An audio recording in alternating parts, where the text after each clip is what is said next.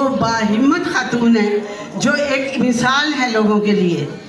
और निसार साहब वो शख्सियत हैं, एक तो होता है ना बंदा हर दिल अजीज़ होता है, एक हर दिल अजीज़ होता है, एक पॉपुलर होता है। ये निसार साहब वायरल हैं,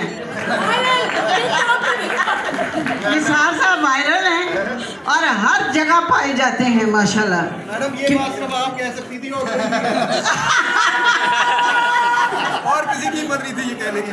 नहीं नहीं, बहुत अच्छे हैं, लेकिन कहना जाए इतबार कोई नहीं।